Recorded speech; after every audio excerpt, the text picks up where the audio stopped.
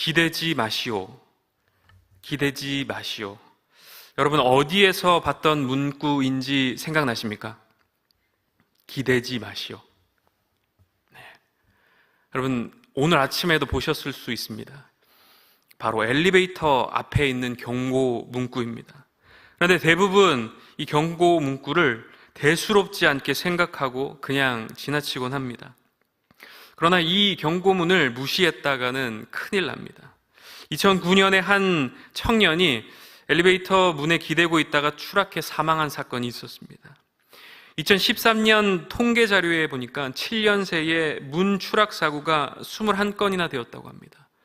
그리고 그 사건 중에 11명이 사망했다고 합니다.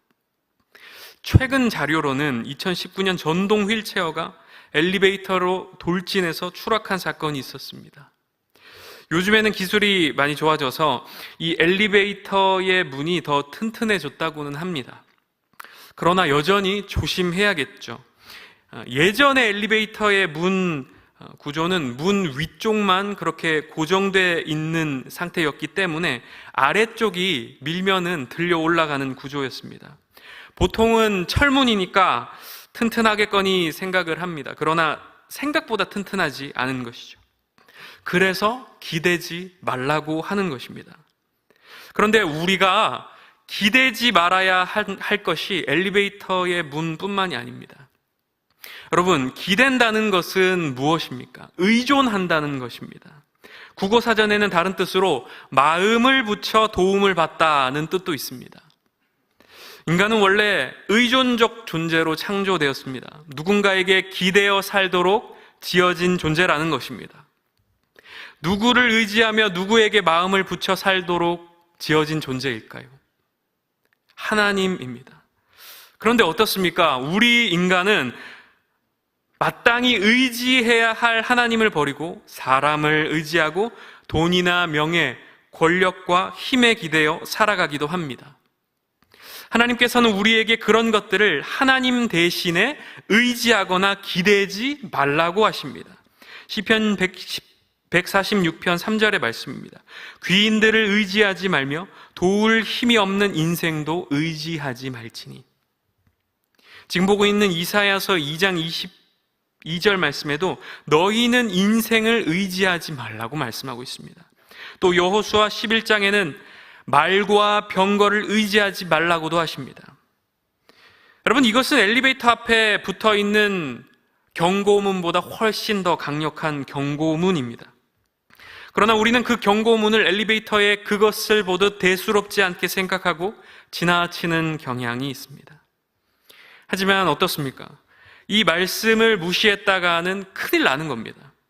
그런데 말씀 속에, 오늘 함께 읽은 이 말씀 속에 이스라엘은 이 하나님의 경고를 무시했다가 결국 큰일을 당하게 됩니다. 본문의 배경이 되는 BC 730년대는 아하스 왕이 남유다를 다스리고 있던 때였습니다.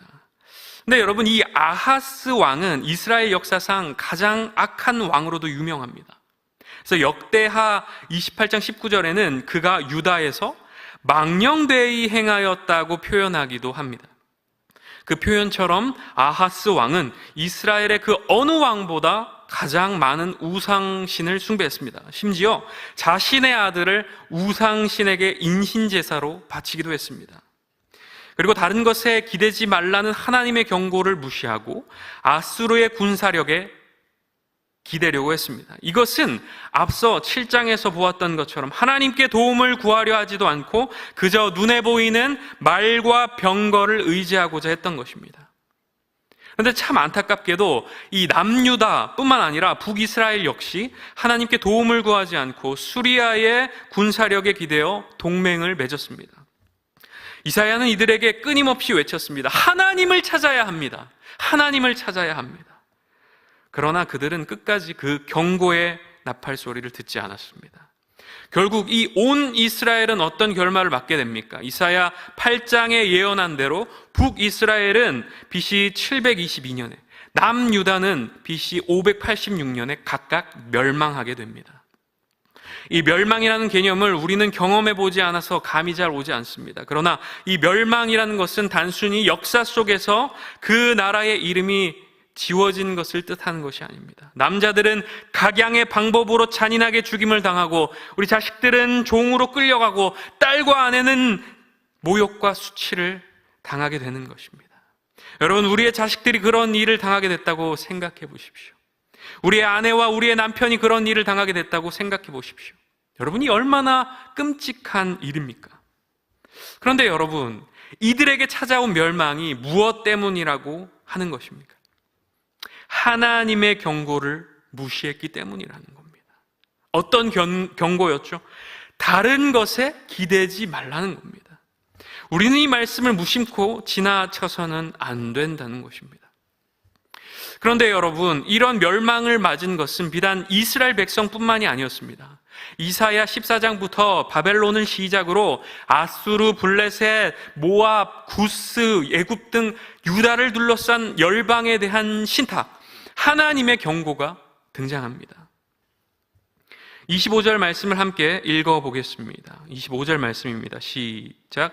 내가 아수르를 나의 땅에서 파하며 나의 산에서 그것을 짓밟으리니 그때에 그의 멍에가 이스라엘에게서 떠나고 그의 짐이 그들의 어깨에서 벗어질 것이라. 하나님께서 아수르를 파하며 짓밟으시겠다고 말씀하고 계시는 겁니다. 여러분, 이것은 당시로는 도저히 납득할 수 없는 말씀이었습니다. 왜 그렇습니까? 저 아수르의 수많은 병사들을 거느린 저 나라가, 초강대국이 어찌 무너질 수 있겠냐는 것입니다. 사람들의 눈에는 어마어마해 보이는 나라였습니다. 누구나 그 힘에 기대고 싶고 의존하고 싶어지는 그런 강함을 가진 나라였습니다. 그러나 하나님께서는 뭐라고 말씀하십니까? 그 나라를 파하며 짓밟으시겠다고 말씀하신 겁니다. 결국 BC 612년에 아수르는 이 말씀처럼 바벨론과 메대에 의해서 멸망하게 됩니다. 31절에 나오는 블레셋에 대해서는 어떻습니까? 말씀을 다시 한번 같이 읽어보겠습니다. 31절 말씀입니다. 시작. 성문이여 슬피 울지어다. 성읍이여 부르짖을지어다. 너 블레셋이여 다 소멸되리로다. 대저 연기가 북방에서 오는데 그 대열에서 벗어난 자가 없느니라. 연기가 북방에서 온다는 말이 무엇일까요? 이 블레셋을 치기 위해서 저 북쪽에서 군사들이 벌떼같이 몰려오면서 모래바람을 일으키는 것입니다. 결국 블레셋 역시 BC 604년에 바벨론에 의해서 멸망당하게 됩니다. 여러분, 블레셋 하면 누가 떠오릅니까? 키가 컸던 골리앗이 떠오릅니다. 블레셋 역시 이스라엘 백성들을 벌벌 떨게 만들었던 대단한 나라였습니다. 그러나 그 나라 역시도 어떻게 되었습니까? 이 하나님의 말씀 앞에 완전히 무너져 버린 것입니다. 그런데 이 두 나라를 멸망시킨 바벨론은 어떻습니까? 바벨론도 결국 페르시아에 멸망당하게 됩니다. 페르시아는 헬라에, 헬라는 또 로마에 멸망당하게 됩니다. 모두가 다 한 시대를 호령한 대단한 나라였습니다. 그러나 하나님의 말씀 앞에 모두 다 무너졌습니다. 우리가 여기서 깨달을 수 있는 것이 무엇입니까? 얼핏 보기에 의지할 만하고 기대어 도움을 받을 수 있을 것 같은 존재 같지만 그 나라들은 오히려 교만과 오만으로 하나님과 맞서며 하나님을 대적했던 존재였다는 것입니다. 또 겉으로 보기에는 대단한 것 같고 어마어마한 것 같지만 그러나 하나님께서 손을 대시면 아무런 힘도 쓰지 못하고 주저앉을 수밖에 없는 존재라는 것입니다. 결국 그들이 진정 우리가 마음 놓고 기댈 만한 존재가 아니라는 것을 알 수 있습니다. 여러분, 그렇다면 우리가 진정 기댈 수 있는 존재, 우리가 마음을 붙여 도움을 받을 수 있는 존재는 누구일까요? 모든 역사의 주관자가 되시고 영원부터 영원까지 모든 세상을 다스리시고 통치하시는 전능자 우리 하나님, 그분이 우리가 참 의지할 분인 줄 믿습니다. 24절 말씀입니다. 만군의 여호와께서 맹세하여 이르시되 내가 생각한 것이 반드시 되며 내가 경영한 것을 반드시 이루리라. 여기서 생각하다는 동사는 원문에 마음속에 계획하는 것을 의미합니다. 생각한 것이 반드시 된다는 이 말씀은 하나님께서 계획하신 일들은 반드시 이루어진다는 말씀입니다. 하나님께서는 기분에 따라서 즉흥적으로 일하시는 분이 아니십니다. 하나님은 모든 일들을 계획하시고 그 계획하신 뜻대로 이루어 가시는 분이십니다. 우리의 구원도 하나님의 계획하심을 따라 이루어졌습니다. 인간이 처음 죄를 짓고 죽을 수밖에 없는 처지가 되었던 바로 그 직후에 곧장 하나님께서는 여자의 후손을 통해 뱀의 머리를 깨뜨리시겠다는 구원의 약속을 주셨습니다. 그리고 족장시대, 출애굽시대, 사사시대, 왕정시대, 포로시대를 지나기까지 사실 그 약속의 메시아가 이 땅에 오셔서 구원 역사를 이루실 때까지는 참 오랜 세월이 걸렸습니다. 그러나 어떻습니까? 하나님께서는 약속하신 그대로 2000년 전 유대 땅 베들레헴에 메시아 예수 그리스도를 보내주셨습니다. 여러분 한번 보십시오. 성부 하나님께서 설계하시고 성자 예수님께서 시공하시고 성령 하나님께서 입주시키시는 것입니다. 그냥 아무렇게나 하시는 것이 아니죠. 하나님의 계획하신 대로 구원을 이루시는 것입니다. 여러분, 구원의 일뿐일까요? 하나님께서는 온 우주의 역사를 그 계획하신 대로 주관하시고 이끄시는 분이십니다. 이 세계의 역사를 그 계획하신 대로 주관하시고 이끄시는 것이죠. 이 나라의 역사를, 이 교회의 역사를, 그리고 내 삶의 역사를 하나님 계획하신 그대로 주관하시고 이끄시는 것입니다. 하나님이 생각하시는 것, 계획하시는 것은 반드시 이루어질 줄로 믿습니다. 바로 이어서 24절 하반절에 하나님께서는 내가 경영한 것을 반드시 이루리라는 말씀을 하십니다. 여러분, 경영이 무엇일까요? 경영이 무엇일까요? 경영학자 에롤드 쿤츠는 경영의 정의를 이렇게 내립니다. 의미 있는 조직 목표들을 성취하기 위해 가능한 가장 효율적인 방법으로 조직의 일을 계획하고 조직하고 충원하고 지휘하고 통제하는 활동. 그렇다면 하나님께서 경영한 것을 반드시 이루리라는 이 말씀은 무엇일까요? 하나님께서 가장 효율적이고 효과적인 방법으로 동원해서 계획하신 일들을 확실히 반드시 이루신다는 것입니다. 여러분, 하나님은 실패가 없는 CEO라는 것입니다. 여러분, 싸이월드를 기억하십니까? 2000년대 우리나라의 선풍적인 인기를 끌었던 소셜 네트워크 서비스입니다. 일촌 맺기, 파도 타기 이런 것들을 기억하시는지 모르겠습니다. 그런데 그랬던 싸이월드가 어느 순간 사라졌습니다. 홈페이지 형태는 남아있지만 지금은 로그인도 잘 되지 않습니다. 왜 그럴까요? 올 7월경에 싸이월드 사무실이 폐쇄되었기 때문입니다. 싸이월드가 이렇게 문을 닫는 지경에 이르게 된 이유를 전문가들은 경영진의 경영 전략 실패를 그 이유로 꼽았습니다. 초기에 서비스를 오픈하고 경영할 때만 해도 이들의 경영 능력은 탁월했습니다. 그러나 매 순간 성공을 보장할 수는 없었던 것입니다. 싸이월드만의 이야기가 아닙니다. 어느 기업이나 회사에는 경영진들이 다 있죠. 그들의 경영 능력으로 성공을 거머쥐기도 하지만 늘 성공하는 것은 아닙니다. 그러나 하나님은 어떤 분이시라고 오늘 말씀에서 선포하고 있습니까? 내가 경영한 것을 반드시 이루리라. 경영한 것을 반드시 이루시는 하나님을 여러분 믿으시기를 바랍니다. 27절 말씀에는 이 하나님의 생각과 경영은 그 누구도 막을 수 없는 것이라고 말씀합니다. 표준 세번역으로 읽어드리겠습니다. 만군의 주님께서 계획하셨는데 누가 감히 그것을 못하게 하겠는가? 심판하시려고 팔을 펴셨는데 누가 그 팔을 막겠느냐? 아멘. 여러분 한번 보십시오. 한 시대를 풍미하고 사라져버릴 유한한 존재를 의지하시겠습니까? 아니면 영원히 그 뜻대로 모든 것을 이루실 하나님을 의지하시겠습니까? 바벨론도 아니요 아스르도 아닙니다. 블레셋도 아니고 시리아 모압도 아닙니다. 돈도 아니고 명예도 권력도 힘도 아닙니다. 우리가 믿고 의지할 분은 오직 여호와 하나님밖에 없는 줄로 믿습니다. 하나님을 믿고 의지하면 하나님께서 우리 인생의 무거운 짐과 멍에를 벗겨 주실 것입니다. 25절 말씀입니다. 내가 아수르를 나의 땅에서 파하며 나의 산에서 그것을 짓밟으리니 그때에 그의 멍에가 이스라엘에게서 떠나고 그의 짐이 그들의 어깨에서 벗어질 것이라.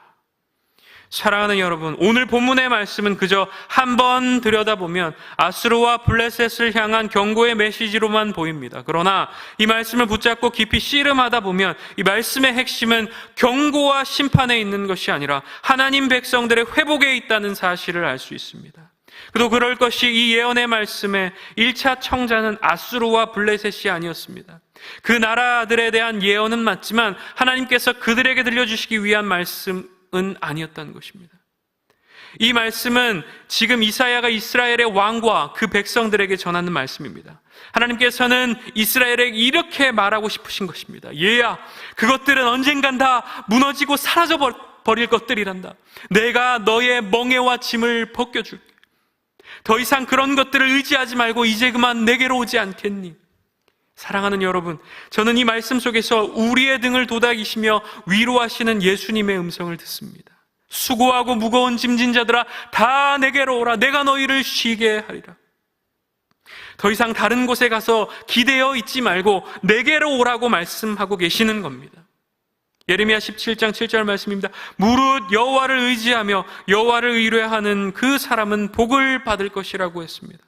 시편 146편 5절 말씀에 여호와 자기 하나님에게 자기 소망을 두는 자는 복이 있다고 했습니다. 여러분, 하나님께 기대면 은혜가 있습니다. 복이 임합니다. 이것이 오늘 하나님께서 저와 여러분들에게 들려주고 싶으신 진짜 메시지입니다. 여러분, 때로는 당장 눈앞에 놓인 위기와 문제 상황 앞에서 하나님보다 다른 것들이 더 눈에 들어오기도 합니다. 기도의 응답은 더디고 하나님은 침묵하고 있으신 것 같은 그 순간에 우리는 사람을 더 의지하게 되고 돈이나 권력을 더 의지하곤 합니다. 아니면 내 생각, 나의 힘과 능력을 더 의지하곤 합니다.